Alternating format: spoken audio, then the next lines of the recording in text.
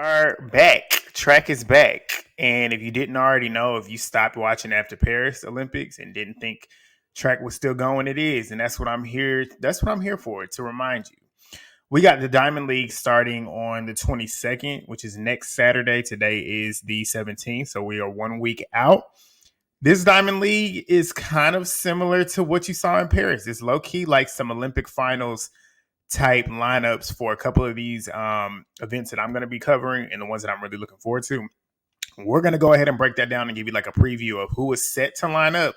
These could change by next week, which I probably should be, and I'm probably going to do the previews the week before or the day before the meet from this point forward after this week, because the names that I say here, somebody could drop out. But this is what's here now. But if you are new here, please subscribe. Please thumbs up the video. If you're not new here, you already know that. But if you are, please thumbs up the video. Please drop your comments down below on what your thoughts are in regards to who set the lineup, what you think is going to happen, your predictions. Because that helps engage. That helps bring my video to other people. It helps push it out and get me in the algorithm.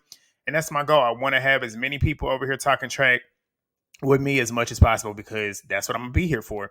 But enough of me rambling. Let's go ahead and get on into this preview. This is the 400-meter lineup for the men. This is the entry list. So we don't know who's going to all be there exactly on that day. We'll find that out next week. But this is who has entered into the meet. So we've got Charles Dobson of Great Britain. We've got Quincy Hall, the Olympic champion. He is set to line up. We got Matthew Hudson-Smith, the Olympic silver medalist. He is set to line up. We got Vernon Norwood, who has kind of stamped himself as the relay king for the U.S., especially after the Olympics that he has had. Those are the big names that you're looking forward to. The rest of these names in here, no disrespect to them, but those are the ones that I'm looking at.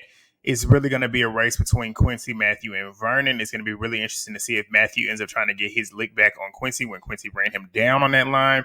It's going to be interesting to see Vernon trying to get his lick back as he was just off the team individually. So to see if he can put up a good time to go ahead and contest with the two best in the world right now. Both of them have set season's best and personal best. Well, personal best this season, which were their season's best, which I'm talking about Quincy Hall and Matthew Hudson-Smith. 43-40 for Quincy, 43-44 for Matthew Hudson-Smith. So Vernon's going to have to set a new PB, which his is 44-10. It's completely possible because he had some splits in there that was 43 seconds. So I'm really looking forward to this lineup. I'm really looking forward to this matchup. Hopefully all three of them are still there when the start list comes out next Friday. But that's what we got to look forward to in the men's 400. Let's move on to the most stacked event there is, where they don't duck each other ever. The women's 100-meter hurdles. I'm really excited about this one, because Alaysha Johnson is in the list. We got Jasmine, Camacho, Quinn, Alaysha Johnson, Ditaji, Kambundji, Ackera, Nugent, Cyrena, Samba-Mayela, Grace Stark, Nadine, Visser, and Danielle Williams. Not a single name that I just mentioned is a slouch. This is an Olympic level final. This is the finals part 2. We got every woman that was in the finals except for Masai Russell, who is the Olympic champion. And who else is missing from this? Masai and Devin Charlton. That's the only two that were in the final that was not here. Danielle Williams and Ditaji Kambundji are added to what was the final. Every other name that's on here was in the Olympic final. I'm really excited about this one because I want Lay to get her lick back, because this is going to be able to be her way of saying, like, nah, if I ain't hit that hurdle, I could have really done something crazy. And I hope she wins this race, but I hope she sets a new PR, because I feel like she was on track to go in 12-2. I really do. The way she ran that semifinal, 12:34, she had so much more in the tank coming home. She didn't really book it off hurdle 10. So it's going to be very interesting to see between these two. I'm going to also put Cyrena in that conversation as well. Jasmine, Cyrena, and Alaysha, those, and Grace Stark, those are really my picks for like fighting for first. Nadine Visser could do it as well, because she was in the conversation as well. She was in the mix. She was 4th. Her and Grace were in the same time at 12:44 in the finals. Cyrena, Samba-Mayela, she just got out-leaned on the line. She almost won. And if you ask me, because the way Cyrena leans, she kind of throws her body out right. I feel like if she dipped all the way down, she possibly could have beaten Masai, because they was literally right there neck and neck. But Cyrena, I'm interested in seeing how she's going to run. Jasmine, Jasmine was pissed off about losing. I don't know if y'all caught it in them interviews, but she looked hot that she lost. And she's like, I got more races in me. The season ain't over. So she's going to be coming for blood. Lay going to be coming for blood because it's like she don't have nothing to prove, but it's just like, damn, I could have won. And this is going to be my chance to kind of like really put myself out there. And she needs the points too for the Diamond League final. So I'm looking for Jasmine, Lay, Cyrena, and Grace to be the big favorites, I really would say, as fighting for first. You can't count out Danielle Williams. She's a world champion for a reason. I know she's going to be looking at this as a get back because she didn't even get in the final. She ended up hitting a couple hurdles in the semifinals, knocking her out. Like I said, Nadine, Visser, you can't count her out. Ackera Nugent, I don't know what type of form she's in. We know that she was been battling something going into the finals, so hopefully she's good and healthy. She hit a couple hurdles too in the finals. She could have made some noise in the finals as well, so she could be looking at this as a get back as well. And Ditaji Kambundji, she missed out on the final, so this lineup, anything can happen. It's the hurdles. Like I said, anything can happen. You hit a hurdle, you see what happens. So I'm really, really looking forward to this one. This one's probably the race that I'm looking forward to the most out of the meet. This is the most stacked. So y'all let me know what y'all think is going to happen here. Men's 1500. This is going to be exciting too because we got just about everybody that we want to see line up again.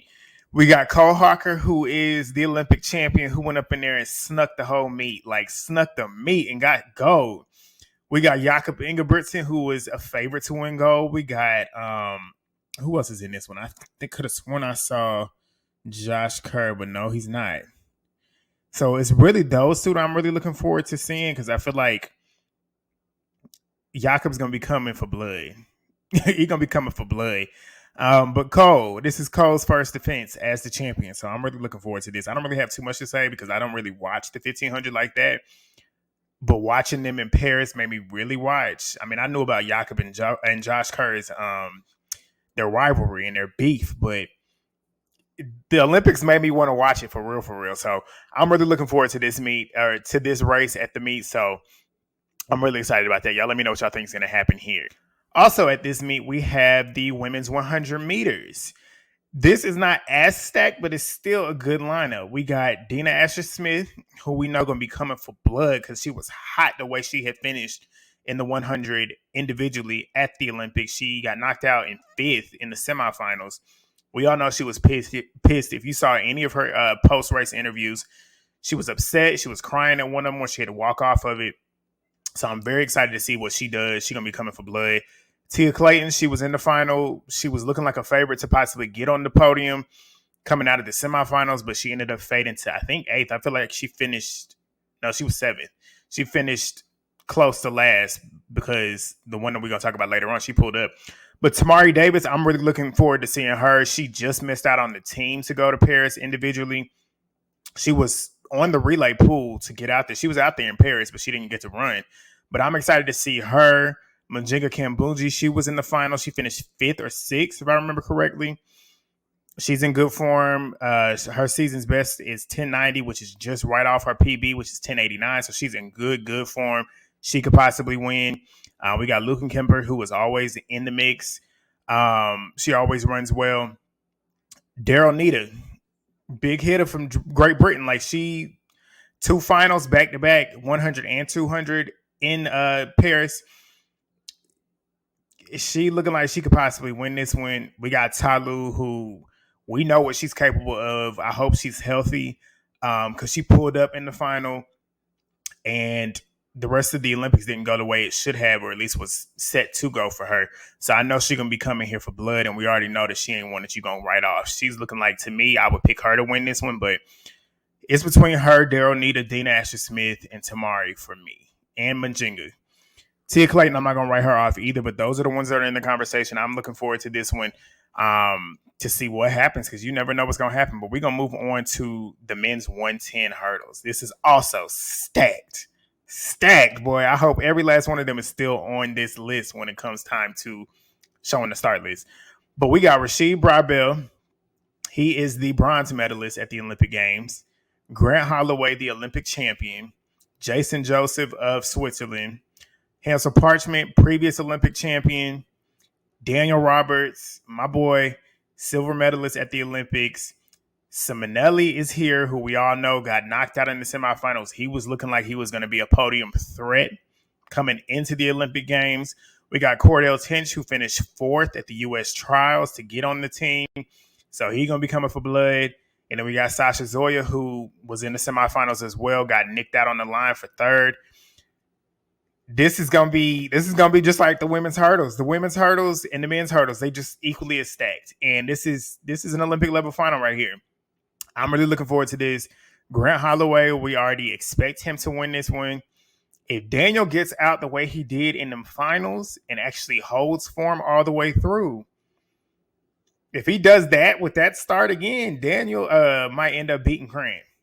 He's beaten him before, but I can really see if he get a start like he did in Paris and in finals, Grant might get beat. For real, for real. Rasheed Broadbell, I ain't counting him out either. He's just as equally somebody that could really take over. But this is looking good. I'm excited to see Daniel, Grant, Rasheed. Parchment, I'm excited to see if he turns his around because he ain't really ran that hot this year. He ran 13-19 as his season's best. Simonelli, I'm looking forward to him because I know he's going to be coming for blood. Sasha Zoya as well. So it's going to be good. It's going to be good. I'm really looking forward to this one. Yeah, that's what we really got for the 110 hurdles. Then we got the women's 400 hurdles. We got Femke Bol, who is the bronze medalist again at the Olympic Games when she was looking like silver medalist coming in, possibly a gold medal threat. Coming into the games, coming out of that mixed 4x4, she was looking like that. But we all know what happened in that final. She going to be coming for blood. She going to win this. Sydney is not present here, so I'm fully expecting her to win this. She's the only one that's run 50 seconds in this heat or in this list. We got Rochelle Clayton, who I thought was a lock for bronze. Well, I didn't think she was a lock. I knew it was going to be between her and Anna Cockrell. But we saw Anna Cockrell got up there for silver. But Rochelle, she finished 4th. She finished 5th. She fell to 5th because Jasmine Jones came up and damn near snuck her and Femke on the line. But Rochelle Clayton, she's going to be coming for blood as well.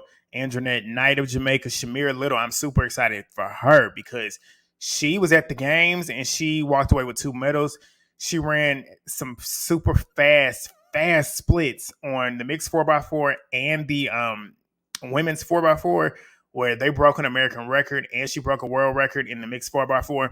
Shamir got all this extra confidence coming into this meet.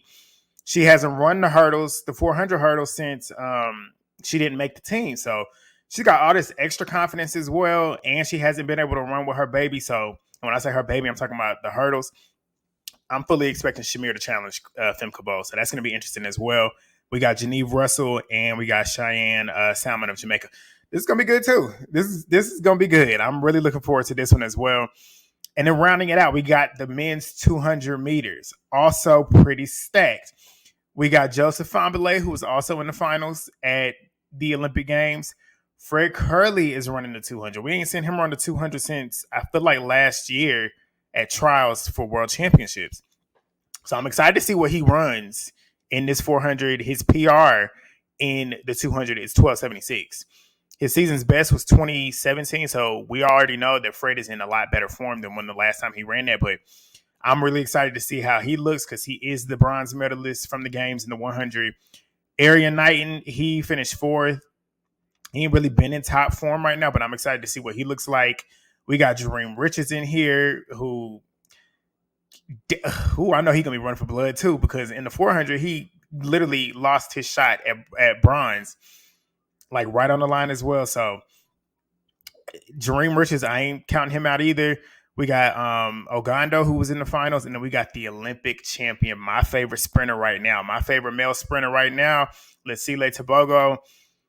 I loved how they gave him his reception coming home to Botswana after the games. He's on top of the world. He's a superstar right now. So I'm really, really looking forward to him. I don't expect him losing this race. I expect him to cruise home, putting up a pretty decent time too. So yeah, I'm really looking forward to this. This is what we have. That's the big events that I'm looking for, the big races.